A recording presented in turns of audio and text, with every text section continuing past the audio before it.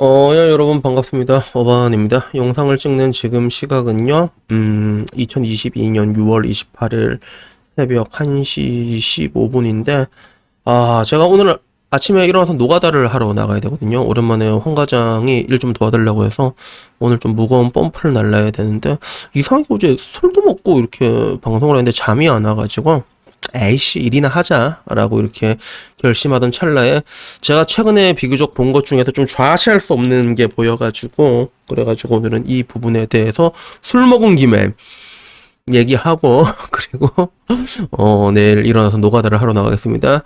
그 인터넷에서 약간 돌아다니는 K 장녀 밈 한번 봤을 거예요, 여러분. 그래서 이게 그렇다, 나는 K 장녀다. 이래서 K 장녀는 뭐냐면 코리아의 게이와 그리고 맞달 의미의 장녀. 그래서 K 장녀가 돼 있고, 가부장적인 가정에서 자신을 희생하거나 감정적으로 억압받으며 살아온 여성이라고 이렇게 적혀 있더라고요. 그래서 내가 지난 22년을 살아오며 가장 많이 들었단 말은, 엄마가 너 아니면 너한테 말 안 하면 누구한테 말하겠어. 우리 딸은 혼자서도 잘해.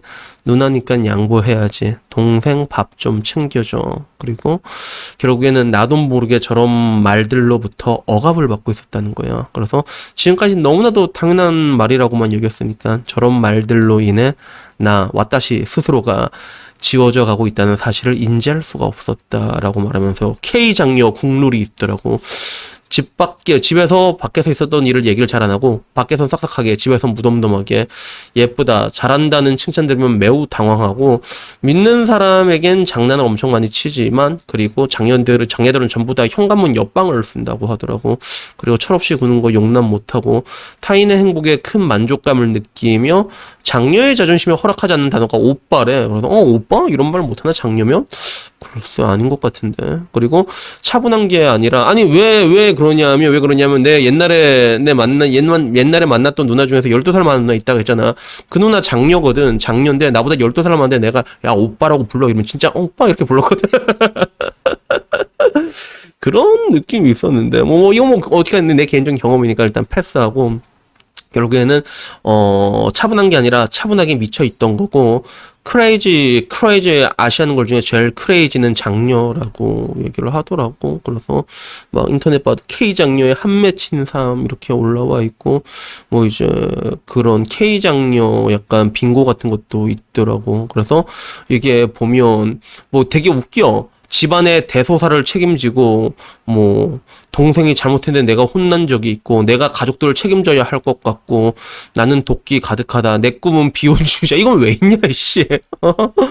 오빠라고 부르기도 친구 먹는다, K 장녀는 K 장녀를 알아본다, 뭐 이런 것들 오지게 있는데, 우선은 이걸 보고 나는 일단 궁금해가지고 내 주변에 있는 장녀들한테 보여줬어요. 야, 일단 한번 봐봐라 라고 얘기했는데, 대체적으로 공감하는 느낌은 있더라고. 근데 나는 좀 개인적으로 이해하기 힘든 게, 뭐 방 옆에 있는 그 문 옆에 있는 방에서 그게 현관문 옆방 쓴 게 뭐가 잘못된 건 잘 모르겠어. 왜냐면 나는 형이랑 같은 방을 쓰면서 지내왔거든. 그래서 진짜 없는 집은 자기 방도 없습니다. 난 내 방 가지는 게 소원이었다고. 내가 그래서 옛날에 그 1.2평 고시원에서 방에서 혼자 사는데 그게 얼마나 좋았는데, 그런 거 가지고 이렇게 얘기하는데, 근데 결론적으로 내가 이게 좀 짜증이 났던 거는, 왜 짜증이 났냐면, 그래, 뭐 힘들 수도 있지. 장녀한테 장녀들의 삶이 있는데, 근데 제가 늘상 말하는 것처럼 모든 사람의 인생은 다 고단하다는 거예요. 그래서 저 같은 경우는 집안의 둘째였지만 형이 굉장히 부러웠거든. 형이 왜 부러웠을 것 같아? 집에서 내게 없어요, 내게. 새 거가 없단 말이야. 전부 다 물려 입거든. 형제면 보통 그래. 형이 쓰던 걸 동생이 물려 입는단 말이야. 그래도 난 그게 너무너무 싫었거든. 그게 너무너무 싫었는데, 그러다가 엄마가 한번 내 운동화를 하나 사준 적이 있었어. 그게 근데 그걸 기억을 한다니까. 그게 국민학교 5학년 때였는데 보라매 운동화였던 걸로 기억해. 깔창에 보라색인데, 내가 처음으로 엄마가 그걸 사줘가지고 내 거라고, 온전히 내 것이잖아, 물려 있는 게 아니라. 그래서 그걸 되게 기억을 해.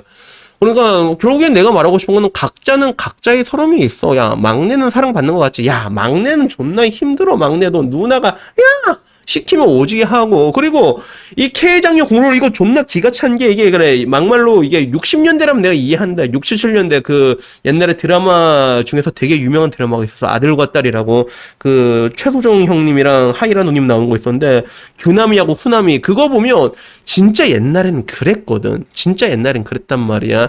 막 장녀가 막 공장 같은데 당연히 가갖고 돈 벌어가지고 집안 동생들 대학교 막 보내고. 그런데 여기 보면 내가 지난 22년을 살아오면 가장 많이 들었던 말이 야 지금 22년이면 씨 뭐냐 진짜 장난해 진짜 그런 생각밖에 들지 않는 거야.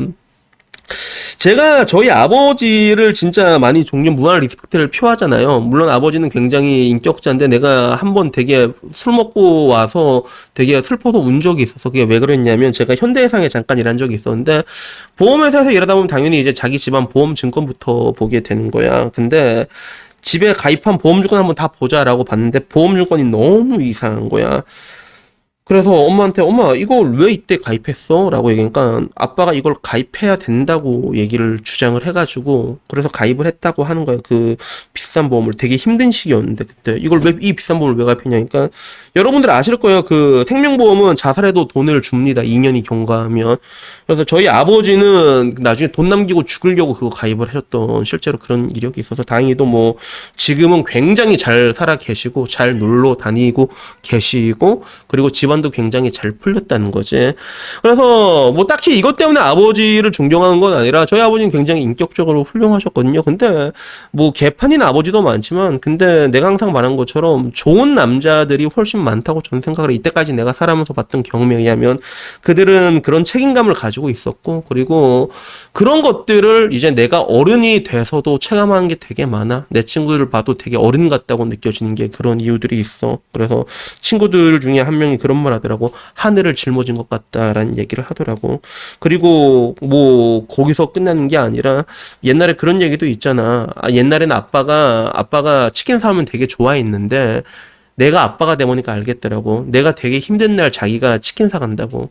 지 아기들 이게 집에 보면 치킨 사면 너무 좋아하니까 되게 자기도 이제 힘들면 이제 치킨을 사오면서 그때 느꼈던 게 아버지도 힘든 날에 이렇게 치킨을 사오셨구나라는 것들에 대해서 얘기하는데 근데 우리 아버지들은 그런 거 어디 가서 말도 안 합니다. 남자들은 그런 거 절대 가서 말도 안 해. 진짜 말도 안 한단 말이야. 속으로 삼키고 살아가다가 속으로 문드러져가지고 그래갖고 나중에 죽더라도 혼자 뒤진단 말이야. 이거는 비단 아버지만의 인생이 아니라 모두가 다 그래요. 각자 인생에 각자의 고단함이 있단 말이야. 그건 굉장히 당연한 거야. 장남은 없을 것 같아. 차남은 없을 것 같아. 다 기본적으로 다 힘든 게 있는데 근데 왜 유독 대한민국에서만 이런 게 보이는지 모르겠어. 엄마처럼 살기 싫다. 엄마는 힘들었다. 그리고 K 장녀라서 힘들다. 한국 여자라서 괴롭다. 나중에 이제 K 막둥이라서 힘들다 얘기도 나오겠다. 그지? 여자라서 힘들다는 얘기는 왜 이렇게 계속 나오는지 모르겠어. 나는 남자라서 힘들다. 그 엄청난 책임감에 대해서 토로하고 이런 것들 인터넷 돌아가는 내가 본 적이 없거든, 나는. 난 그걸 본 적이 없는데, 왜 이런 얘기만 오면서 스스로를 그런 피해자로 몰아가는지 모르겠어요. 그래서 결국에는 자기 연민에 빠지게 되고 남는 거는 피해의식밖에 없게 된다는 거야. 내가 항상 지적하잖아. 이런 것들이 우리를 멍들게 한다고. 그리고 결국엔 요게 여기서 안 끝나잖아. 왜 이렇게 되겠어? 아까 말했잖아. 가부장제의 산실이라고. 아니 그 가부장제 때문에 아버지들이 그렇게 일하고 있는데 야 거기에 대해서 맨날 공감 타령하면서 한 번이라도 공감해 준 적이 있냐? 아빠 돈 받았으면서 이상한 짓이나 하고 있으면서 모순을 이겨내는 게 뭐 빰이 이렇게 얘기하면서 결국엔 이런 거나 쓰면서 날라 퍼고 있는 거 아니야 그게. 그러니까 제발 좀 정신 좀 차렸으면 좋겠어요. 이제 얼마 안 남았다 진짜. 이제 얼마 안 남았다고. 근데 겨울 왔다고 얘기하잖아. 힘들어질 거야. 여기서 이제 5년만 지나봐라. 체감 존나 하고 10년 지나봐라. 사람들 죽어나간다고 진짜. 그러니까 그때 와서 비관스러운 자기의 인생 한탄하지 말고 지금부터라도 좀 이렇게 세상을 좀 이렇게 건전한 눈으로 우리가 좀 냉철하게 이렇게 바라봤으면 좋겠습니다. 인생이란 건 원래 고단한 겁니다, 여러분. 아시겠어요? 이상입니다. 감사합니다.